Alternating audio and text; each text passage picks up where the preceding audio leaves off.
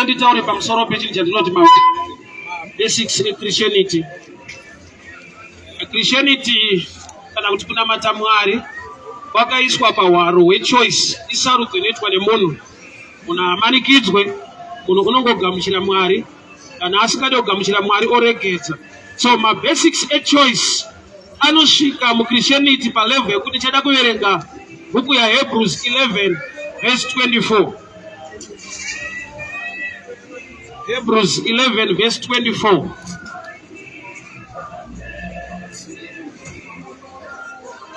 Yataura pamusoro pechoice yakaitwa naMoses muEgypt.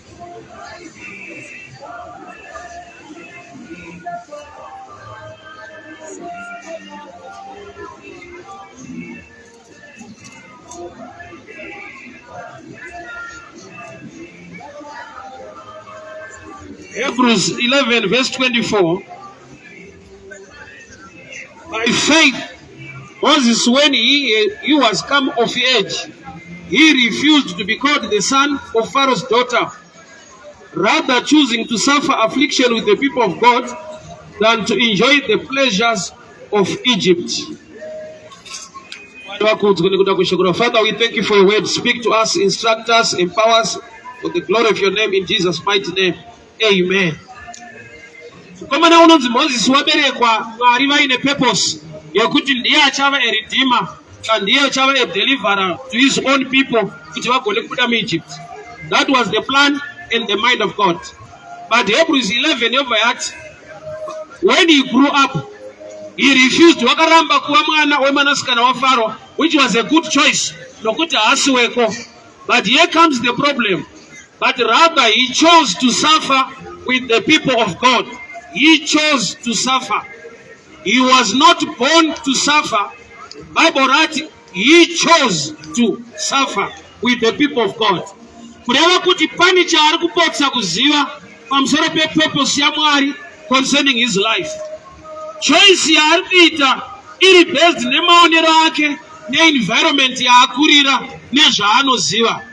But the real mind of God, the revelation of God, yekuti iye waberekwa nepurpose nereason yekuti agone kuburitsa hama dzake muutapwa. So now we choice iri very tricky pakudai. The devil unogona kunyima munhu, kushaisa munhu mukana wekuva right information, nokuti my choices edu akashepwa neinformation yatiinayo neknowledge yatiinayo. Hapana munhu akamboshuvira kuva nechinhu chisati chamboexista muupenyu. Wese munhu ukamubvunza zvaanoshuvira kuva nazvo, mumwe anoti ndinoshuvira kuva nemba, mumwe oti ndinoshuvira kuroora kana kuroorwa, ndinoshuvira kuva nemotokari. My choices edu are controlled ne-level of knowledge yatiinayo. So the devil takes advantage now. Saka shoko raMwari richiti vanhu vangu vaparara nekushayiwa zivo, nekuda kwekuti munhu akashayiwa information kana kuti akava limited pa information, anopareta maringe the level of knowledge yaainayo. Knowledge yakafanana nelight. Influence yelight kana kuine rima ndo the only territory yaunogona kuita zvinhu, kuziva zvinhu kana kuona zvinhu. Kana kwava usiku kwavira pakaita light, panogumira light ndo area of influence yezvaungagone kuita, nokuti haugone kuita chinhu murima. So the choice now iripo muupenyu hwemunhu iri controlled ne-information knowledge yaainayo. Adam and Eve, it's unfortunate, vakabereka vana vadzingwa mugarden.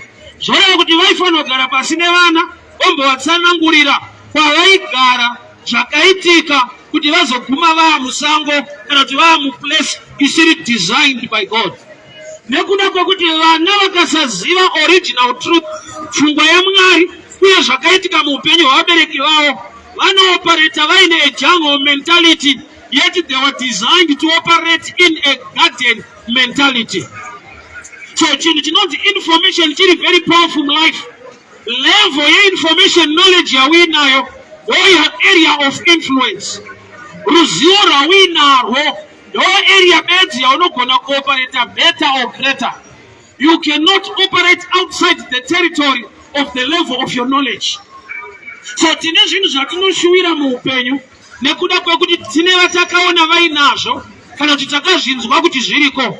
zvimwe zvese zvatisingatoboshuwira inhau yekuti hazvina kubvira zvaexista muteritori yemind dzedu. So Moses ari kusarudza to suffer with the people of Israel than to enjoy the benefits of Egypt. Yet mai vake pavakamubereka vakamuviga kurwizi, Mwari ndiye akakodzera kunhongwa kwaMoses akararama a better life during time yeslavery. Kuti Mwari vaiva nemufungo wakanaka wekuti Moses will never partake machallenges ane vanhu, but rather is anointed to deliver his own from such challenges. But nekuda kwekuti information iyo yanga yakaandika akabva ameka a poor choice. I'll download this way. Unonzwa vazhinji vachiita nharo nekupikisana kuti aiwa mazuva ano vanhu vasi kuparidza Jesu, vari kuparidza zvekudya, vari kuparidza motikari, vari kuparidza dzimba, vasiya nhau yemuchinjikwa. Nhau yaJesu it's a broad term rakafanana nekuti rega ndikuendese kumedical side. Ukaenda kuna chiremba uchiti ndiri kunzwa mudumbu, isubject hombe yawataura nekuti dumbu remunhu rine maorgans akawanda, mudumbu munoita machallenges akawanda. Ungangudaro uine infection yemakidney, yeliver, kana stomach ache, kana any other form of challenge iri mauri mudumbu rako. So paunoenda kuna doctor uchiti ndiri kunzwa mudumbu, wataura nyaya dzakawanda panyaya 1. That's why achizoda kuti torwa temperature, ita matest akati, achigokubata achikupfanya so. Kureva kuti ari kuda kutsvaga kuti nekuti chawataura chakakura, handigone kungokupa treatment from such statement. Ndoda kuita research ndizive kuti dambudziko rawinaro nderei. So anonzi Jesu is a person. Anonzi Jesu, he is the weight. Kureva kuti iye paakauya panyika, he preached and he later died on the cross and resurrected. Zvoreva kuti every stage, every act ine a reason say akaparidza iye angauya kuzotifira. That's a question and I'll answer the question. Say Jesu wakatora time preaching, yet auya kuzofira vanhu kuti vaende kudenga. Now yekufa pamuchinjikwa kuti vanhu vaende kudenga, it's a matter of hours. Haana kuita 2 years per cross, haana kuita 1 year, haana kuita 1 week. Achingoiswa pamuchinjikwa within hours on a Friday, vanhu vakamubvisa vakamisa muguva, on a Sunday he was resurrected. Zvoreva kuti ane imwe subject yaakatombofambira ine chekuita neinformation yaaipa. He came preaching and teaching about the kingdom of God, and later he died on the cross and resurrected on the 3rd day. So that every sector, every chapter, so tinowana upenyu usingaperi by making a choice ekugamuchira Jesu kuti ave ishe namuponesi weupenyu hwako.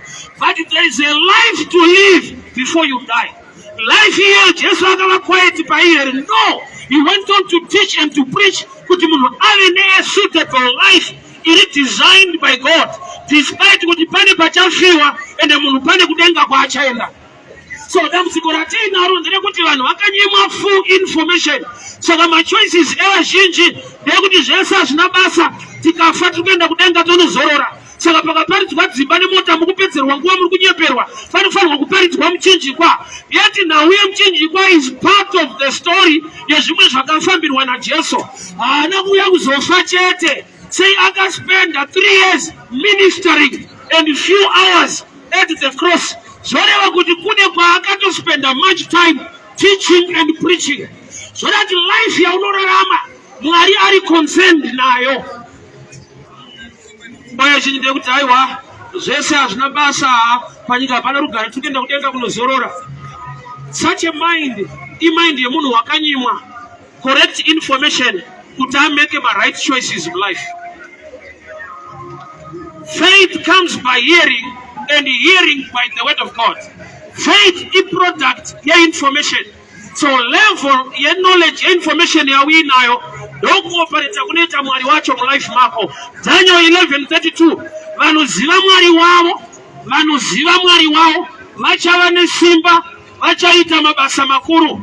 Those who know their God, they shall be strong and do exploits, which means your level of knowledge attracts a certain dimension of exploits you can do.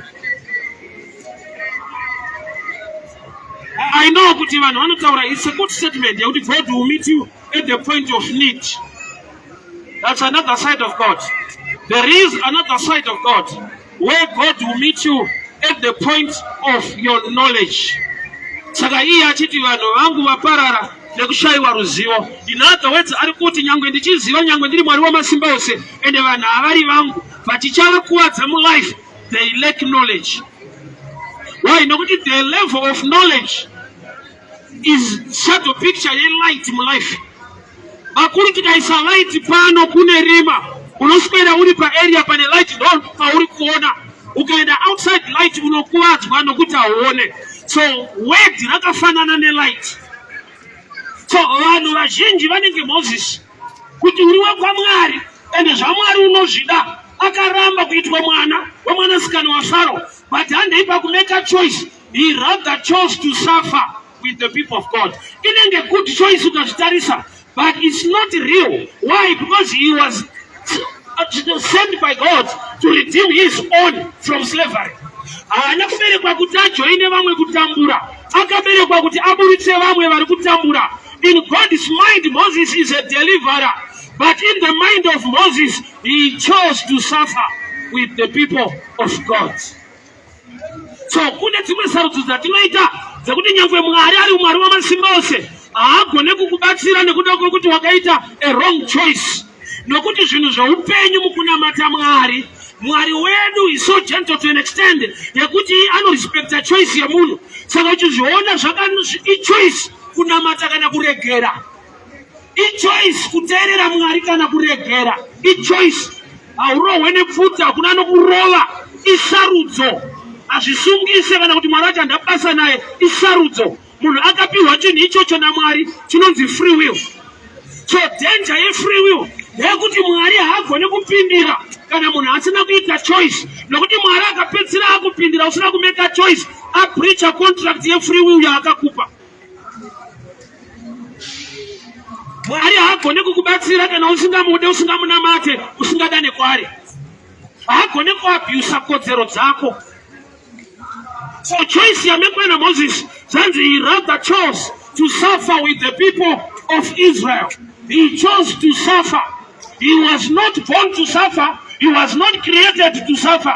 But he chose to suffer with the people of Israel. Sei sarudzo yake iri kuti nezvanditambure nevamwe. Ari kutadza kuunderstand the purpose uye neplan yaMwari concerning the people of Israel in Egypt. It's unfortunate. Adam na Eve vakabereka vana vadzingwa mugarden. Saka vakanyima vana information yekuti tiri type yemugarden hatina chataishayiwa, life yedu yanga isina minzwa mukati. Vana vanongokura vachiti ndo upenyu hwacho. Nokuti kune life iri outside garden inonzi naMwari kuna Adam, pawakuenda kuchamera minzwa, out of sweat ndo pauchadya, which means asati adzingwa mugarden anga asingadye out of sweat. Although he was sweating and working, he was eating out of grace. So original plan, the original mind of God, ikasazikanwa nekereke, people will settle for less.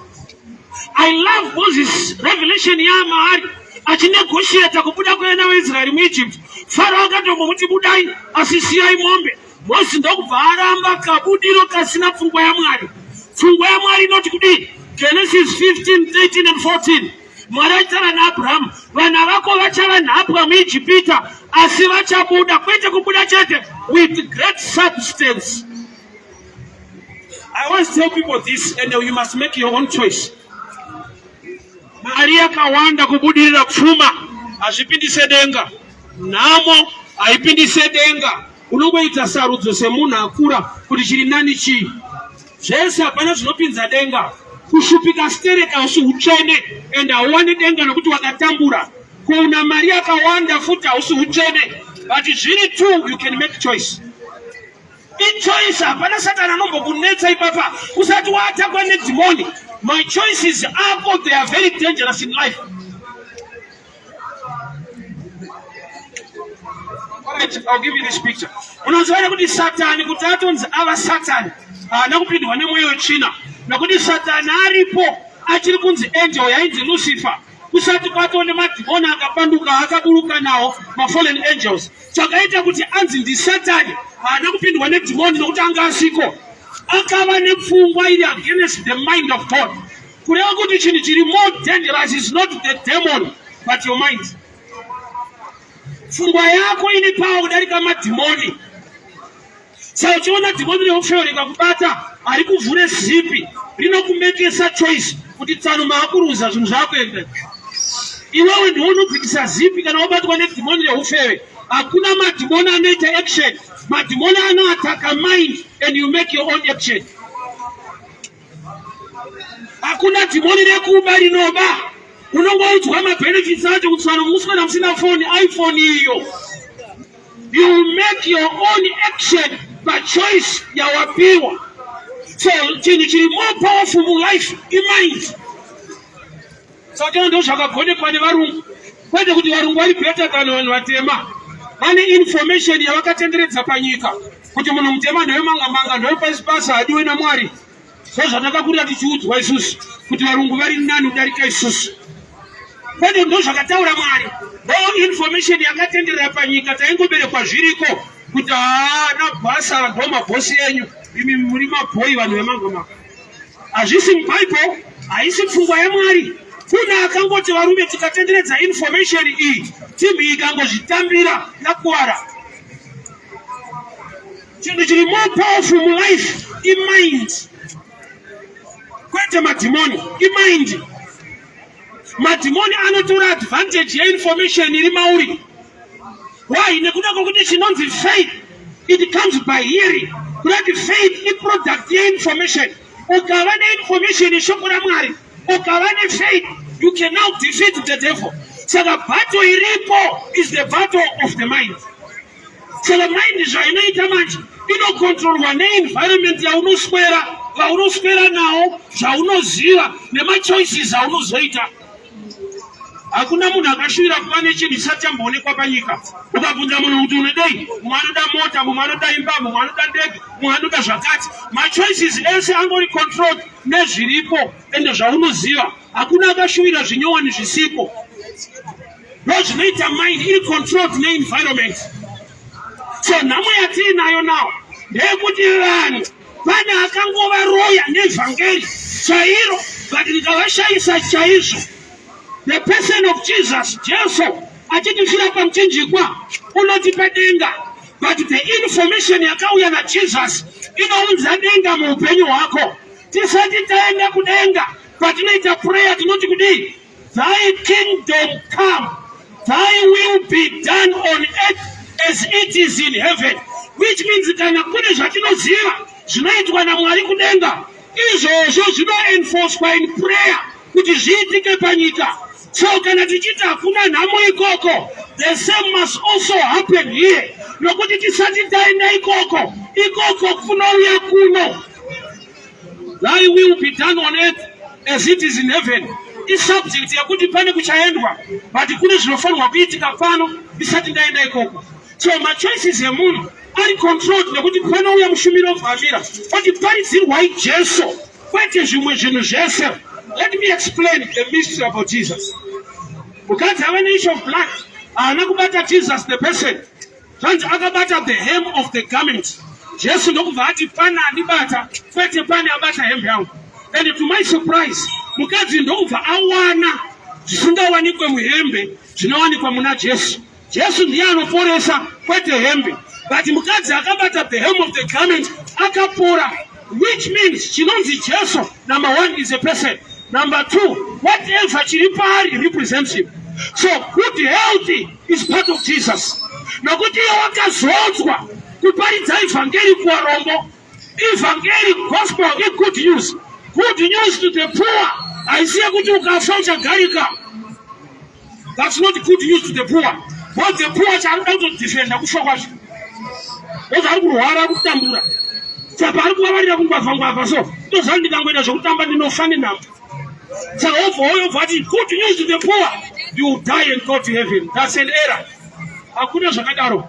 They say Jesus akazodzwa kuparidza evhangeri kwa. He was anointed to preach the gospel to the poor. Anointing chi is the power of God. Isimba raMwari. Kuti the poor man had motivation. Another a word that carries power. Power yekumudhivha kubva papi? Kune mweya isikade kuti ubudire. Ndane 46 years. And sanda mbonzwa dhimoni rakadzingwa. richitaura kuti munhu takamubata kudenga apinde asi kuzokupinda tinaye madhimoni ese anotaura zvepano haroorwe hachate hadhiraivhe hashande haabereke vana ende hakusina madhimoni anotariswa vanhu kuenda kudenga kuti itori subject yakamaswa nadevil kuti munhu akafrustratwa on the ground yokuenda kumusoro anoitadza ega nekuda kwebitterness vakuru zvinhu zvikanyanyooma hasha dzinonoke kurarama mulife mako maswera kuti swera kwekuita sei hakuna kutadzira pavanonyo zvinhu zvakaoma unoita hasha environment inokucreata kuti une type of a person wausiri kana nhamo ichikonzera munhu kumaafecta character nebehavior the same with riches zvinoita kunge munhu ari right hausi right iri haipo ukaiwana uri type yekuti hautauri nemunhu wese wese yekuti unototipwesa uye kuoma kwazvo vakuru zvikanyatsotambanuka hautauri nemunhu why kuti environment yako inogadzira type yemunhu so Moses wakamake a choice rather suffer with the people of Israel. Was he born to suffer? No, he chose. Not he was created for that purpose. What was the purpose of Moses? To redeem his own from bondage. But what was his choice? He chose to suffer with the people of Israel. My choices are dangerous. My choices are attractive. Ukati tingaite tunaenda kuti kune madhimoni arasigned nevanhu vanotaura kudaro. That's why Bible richiti you shall decree a thing and it shall be established. Kureva kuti mazwi ako anotakura simba ane zvinhu zvinoperekedza zvaunotaura. Iva ne correct choice in life. Usaite enemy welife yako. Kuti vanhu vasati vakumaka iwo wacho wakatozvimaka huna chaunotarisira chishinu chero chakanaka chikada kuitika kwauri anochidzivisa asi muroyi wako ndiwe why because wakadesigna mind yako kuti ndiri dofo ndiri rovha handina hama ndiri nherera saka upenyu hwacho zvakangooma hapana kwatiri kuenda ndo zvarinoreva here rinoti unosumudza marope kubva muguruva kana uri lombe tsvaga pako panoita kuti ubve ikoko titsetsemeni inondidzidzisa kuti vanhu vaiva nemaperembudzi vanga vakatitywa one language vaiti kana vaakufamba vaishedzera kuti takasviba kana kuti unclean kureva kuti takasviba musavepedyo nesu we can contaminate you tirwere chedu yeti pfungwa yevanhu ava they want to be cleaned but they were trained to cry out unclean poverty inopa vanhu language asone munzwa munhu ane mari akataura unzwa vanhu vakuti man is speaking the same with poverty pari pekuti wenhamo akataura unofanira kuzvinzwa kuti nhamo yakutaura ndo nhamo inokutaura asi munhu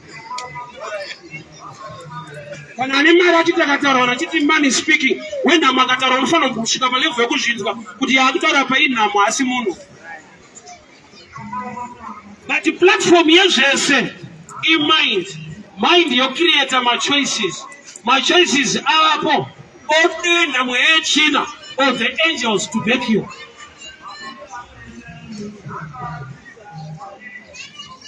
My choices are nyaya. That my choices are controlled in environment. Environment is such a picture information ya unoziva. Zvaunoziva bet ndo zvinhu zvaune right yekuita choice pazviri. Zvausingaziva hazviite kuti umeke choice. Moses anakuberekwa kuti ajoine vamwe kutambura. Rangu rati he chose to suffer. He was not born to suffer. He chose to suffer with the people of Israel. Say I make a choice iyoyo. He was born in slavery. But dai aiziva kuti nyangu aberekwa muslavery, he is anointed to deliver his own people out of slavery. So kwawakaberekerwa isi nyaya, asi kuti chawakaberekerwa ndo nyaya. Moses dambudziko rake nderekuti zvakamukomberedza inhamo yega yega hama dziri kutabura kutadza kunzwa pfungwa yaMwari kuti sei Mwari manditendera kuberekwa munyika yakaoma kudai vanhu vachitambudzika. Akatsvaka research yake zvakanaka achaona kuti he was anointed to deliver his own people, but he made a poor choice. Zhinji vanhu zvatinomeda machoice ndo dzatanga kuti Mwari tsigirai choice yangu. Satani akamboita research pana Job ndobva ati kuna Mwari ndoda kunonwisana naJob kusaka imi makabata makaisa ruzhowa rwenyu.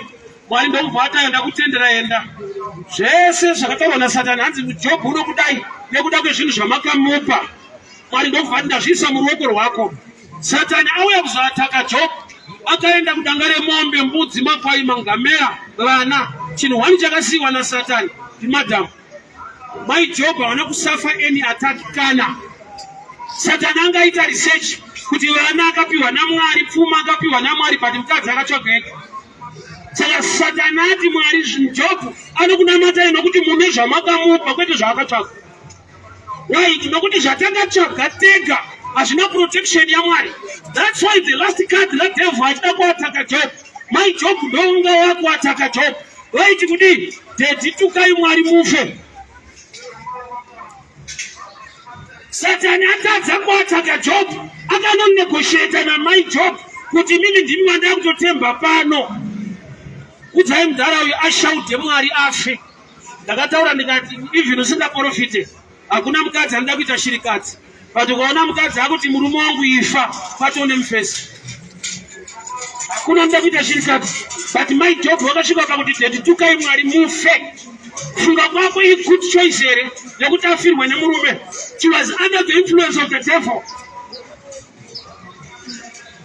That's why even Job Mwari pawakamudzorera pfuma yese chinhu wani chaasina kuita chiri outstanding haana kudivorca. Even type yemukadzi iyeyu aimuti tukai Mwari mufe haana kumuramba. Why? Job was mature akagona kuanalyza kuti paitaura adzimai message iye havasiriwo. When you are mature, you can easily tell when you are under the influence of the demon. Tine vanhu vatononetsana navo vasiriwo vari kutinetsa, but vane zvakavabata zvinoita kuti tinetsane. Iyo ikadiscoverwa mamarriage mazhinji anosurviva. Why? Nokuti pane pamwe panonzwa adzimai vaitaura mashoko aunofanirwa kunyatsoziva kuti haasiri ero zuva ndakaroorwa. Izvi zvava zvinhu zvauya izvi zvakuda kutatirwa pasi. You can imagine vanhu vagara mumarriage for 40 years vakanetsana wanzwa murume akudza mukadzi kuti haundizive. Munhu angatadze kuziva mumwe wake here pa40 years anoziva, but ukanzwa kuti haundizive pane zvatouya ende zvinorova kana kutouraya munhu. Izvo zvauya zviri kuti haundizive haasiriye zvauya. Varume chinhu chinonzi mind chiri very powerful. Hatohombe mulife yemunhu imind. That's why Adam akatadzira Mwari akuenda akanzi kwauri kuenda kuchamera minzwa. Jesu anova the last Adam paakauya kuzorivhesa zveminzwa zanzi vakagadzira korona yeminzwa vakamisa mumusoro. In other words, ipicture yatiri kupiwa kuti zvakakonzerwa naAdamu hazvibviswe nemaoko. It takes the mind to deal with it. Ibattle yeknowledge yemindset. Vazhinji takaudzwa Jesu akatifira. Hatina kuudzwa Jesu anga asati ambofa achiparidza achidzidzisa vanhu upenyu. Why? Because the person of Jesus inotipa heaven, but the information yaitichwa naJesus inotipa good life on earth. Jesu anakuya kuzofa chete. Thank God for his death and resurrection, but we need also to thank God for his teachings and preachings. Dai akauya kuzofa aifanira kungosvikira pacross aine saga rezvipikiri kuti ndatouya kumana mukatamure ndiroveya pazvinhu zvinake. He spent much time teaching and preaching, and he later died and resurrected. So the part of preaching and teaching is subject yakakosha kukereke yanhasi. Saka paita ushumiri kusekunzwisa kuti chinomboti Jesu chii. Nokuti pakaparidzwa hapashaike social media kuna inonzi comment section, so vanhu vanotaura zvavanoda. So there is a sermon yandakaisaiko kuti idzoona kuti apo warasika vhangeri rese rinotaura Kristu. It's true rinotaura Kristu, but padimension ipi. Kana iye akazodzwa kudzikinura vakatapwa, which means deliverance is part of Jesus. Kana iye nemavanga ake takaporeswa, utano hwevanhu isubject yaJesu. Kana wakauya kuzosunungura akatapwa nekuparidza good news to the poor, kuda kuti kubvisa vanhu mupoverty isubject futhi inorepresenta Jesu. So chinonzi Jesu haasi munhu akaenda pacross akafira vanhu. Jesu ane madimensions eujesu wake anogona kubatsira vanhu futi nhasi. Nyaya yekunamata haisi kuti tife tiende kudenga. Takatofirwa ende pane nyaya dzakaitwa dzoda kuadhiriswa pano. Hama dzangu munoziva here kuti kudenga hakuroorwe munhu. Ukasatoroorwa panyika zvatovharana. Kana ukanamata sei Mwari hazoti vasina kuroorenda isati tiri mapembenyu. Hapasisina. Kune masubjects ari valid on earth only. And iwayo Satan anotokuataka. You need the word of God to deliver you from such attacks. Kudenga kuna munhu achatambura. Sekuti akanatambura pana tozoona kwakudenga. Unenge watonyura. Why? Because something is anointing. Simba raMwari rinoaplaya pano kugadzira upenyu hwevanhu.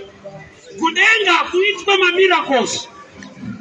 Why? Because in lifestyle iri mupresence yaMwari yekuti hakuna anenge ane problem. Dai maparidzirwa Jesu. Zvimwe zvese zvekutaurwa ndezvepasi rino. Dai maenda kudenga. Ari kukudaro abva kumba kwake. Apaka mota yake. Ane vanhu vake kuzvikoro zvakanaka. Oti zvepasi rino hazvina basa rese. Pamwe pacho ingunyuwatsana kuti vhara kuchukira vakaita. Vanenge vanozoro. Oh, heavenly kana Nivea. Ino shoko richiti nyama inoora, but haina kuti ngaiore. Ichaora kuite kuti ngaiore. Brother uzoti zvinega time. Ichaora, but so far inoda kuti mafuta.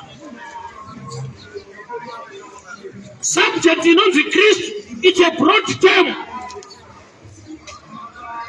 Nyaya yekunzika kuparidzwe Jesu. Anonzi Jesu wacho is not just a person. Ari pacross, ari kupa an eternal life. Ane nyaya dzaakadresa before the cross. Ane akazodzwa naBaba. Mweya washe uri pamusoro pangu. Wakandizodza kuparidza evhangeri. Richiparidzirwe iye achizongoya kuzofira vanhu vanopinda denga. Vanhu vane imwe information yavanofanirwa kuwana. Besides ropa chete. Besides ropa rake pacross, you need information. I'm sure my time is gone. But let me finish this way in 2 minutes. Choice. Iri controlled in information yaunoziva. Moses akaberekwa muslavery munhamo, bondage. That's why akamake a choice to suffer with the people. He chose to suffer. He was not born to suffer. He chose to suffer. So make a choice. That was in two. Namo haipinze denga. Mari zhinji haipinze denga. But it's really two. Manage chisiri right. Urwere haisisaine kuti kuri shamwari yaMwari straight saka arumba kutesta mubereki. Mwana akatadza pamba. Hakuna mbereki akazoenda kusupport unit kuti ndipewo matiye kasingambochiputitsa achinzwe. There is level yekudisciplina mwana inoshova love than damaging the child. Hakuna Mwari paangateste munhu necancer. Ndaona kuti unondinamata mushe. No. Nemavanga ake takaporeswa. Make a choice. Varume chinhu chinonzi choice chiri very powerful. Ukameka a poor choice, Mwari haapindire musituation yako nekuda kwekuti munhu akapiwa inonzi free will. Sarudzo. Ukasarudza wega, Mwari haapindire kukuchinjira sarudzo yako. Haakuabuse. Munhu akapiwa kodzero dzekusarudza. Saka toda kune sarudzo yekuti kana ukasada kunamata Mwari ndiwe unosiya. Hazvinana nebasa. Ende Mwari hambofaka akatuma ngirozi kuti zunzai munhu mutyisidzirei. Dai Mwari waida kuvhundutsira vanhu kuti vanhu vanamate, hapana mufundisi aifanirwa kutumwa. Kungonaisa moto 2 minutes yodzorera. Woti haufa basa muchiri kufunda sei? Dai Mwari aida kuita baikinya kuti vanhu vanamate, ane zvaaigona kuita besides kutuma munhu kuti audze vanhu. Ndinokuudzirei, ndiri kukuudza kuti umeke a choice. Ndokutsauka zvakaita. But hapano pane nyaya. Choice yako iri limited information. Unofanira kunge une Bible rako. Kwete panoparidzwa ndoti ivhesi ikavhurwa Bible racho hauna. Ende paWhatsApp unoita mwedzi uripo. Mari yemabhandles inokwana Bible, but pauri Bible rinodhura harite. Saka wakaipa attack yake mulife mako. He knows that you lack information. Saka anokupa wrong information nokuti wagara usina correct information. Fake money kuti uizive wakunga uchiziva original. Kana usati wamboona original, fake ndo original yacho. Ukasaziva plan ya Mwari iri original, wasamira papulpit akataura unongoti amen ndizvozvo. Akaenda social media ndikaona comment saying kuti vanhu vasikuparidza Jesu. Chinomboti Jesu chi? He brought time. One is a person akauya akafira vanhu. Number 2 is a person asati afa akaticha vanhu. Number 3 is a person who was anointed to deliver the poor. So subject yekudhila nepoverty iri vocabulary yedenga. Jesu pane paakawanza chingwa kuti vanhu vadye, kwete chingwa chepamweya chekudya chaicho, kuti anovenga nzara. Saka vana munhu anoparidza kuti ugute ishamwari yaJesu takamaka nzara. Even baba mugadheni vakatomboishumira kuna Adamu kuti idya zvese siya uyu, kwaiparidzwa eating. Ufunge nzara usi utsvene, even kuguta usi utsvene, but make a choice. Mind yawakapiwa Bible raramboti musafunge, rinoti musafunganya, hariti do not think, rinoti do not worry. Thinking is gift yakapiwa munhu naMwari to make choice. Father, we thank you for your word. Thank you for speaking to us. We give you glory, we give you praise and honor. In Jesus' mighty name. Abanda kumbira kuti muvandudzawo pfungwa dzedu neevhangeri to make my right choices in life. In Jesus' mighty name I pray. Amen. God bless you. Thank you so much.